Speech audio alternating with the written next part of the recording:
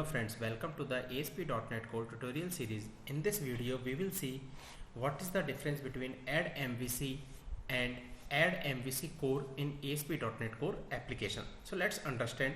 Before proceeding with this tutorial, I recommend you please watch part 17 of this tutorial series to understand better about AddMvc in ASP.NET Core application. So let's understand. So when we used to have have the ASP.NET 2.0 or X and earlier version, then we used to register the MVC framework in ASP.NET Core dependency injection container in two ways, like service.addMvc and services.addMvcCore, and that we have seen inside the startup.cs class, like when we used to configure the service.addMvc or service.addMvcCore. We used to take these two methods inside the configure service. But when this ASP.NET Core is upgraded to 3.x, aside from these two approaches like AddMvc and AddMvcCore, there are three additional ways we used to take, and that is services.addController, services.addController with views, and services.addReiser views. So we will understand the difference between all these AddMvc versus AddController with view, and the difference between these two in the coming tutorials, like what is the utilization of all these three, the services which we have inside the ASP.NET Core application.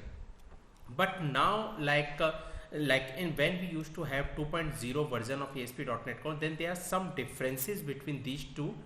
But if we are going to use these two methods in the current ASP.NET Core application, then we will not see the difference between these two.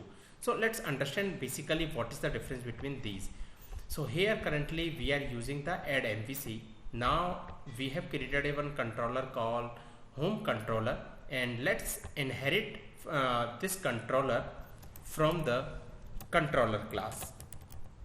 So currently it is giving an exception, and that is like we have to inherit this. First of all, let's make it as a controllers, and now inherit the library, and that is ASP.NET Core MVC library. So let's inherit it from there. Now if I will run this application at point of this time, then what we will see on the browser, we will see calling MVC controller, and currently we are using the services called AddMvc, and when I will run this application, we will see that same message which we used to have inside in the home controller, the message which we have written, that we can see here. Now let's close it. Now instead of this AddMvc, let's make it AddMvcCore. So now if at point of this time, let's run it first. If I will run this application, then we will see the same result only, like AddMvc controller. But like currently we are using the version 3, that's why we are getting the same message. But if we will use it, if we will create this application into the 2.0 version of the MVC core application, then at point of this time we used to get the exception. Like if we will run this application in 2.0 with the services.mvcCore, then we used to have the exception, because this library doesn't have all the services dependency which is utilization or which is used for this MVC with the default route middleware, and that is the only basic difference between these two, like MVC, AddMvc and AddMvcCore. And what is that? Like AddMvcCore method only add the core MVC services, but AddMvc method adds all the required MVC services.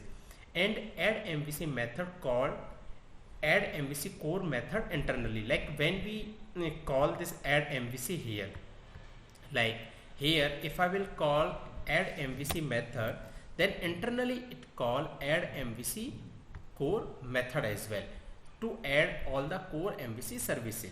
So if we are calling AddMvc method, then there is no need to call explicitly about the AddMvcCore method again. So these are the basic difference between AddMvcCore and AddMvc. But like the differences we used to have into the previous version, but currently if we will use both the method, the output will be the same. And like to define AddMvcCore is calling inside the AddMvc as well. So for that, like we have one GitHub library for the same method, and this you can see from here as well. Like this is a AddMvc method. Inside that AddMvc method we are calling AddMvcCore method as well. You can find this link in the description section as well. So this is the basic difference, and in the coming tutorial we will see the differences and the utilization of all the newly the approaches which is come into the ASP.NET Core 3.0 version of the ASP.NET Core application. So that's it for this tutorial. If you have any question and doubt, please comment. Thank you.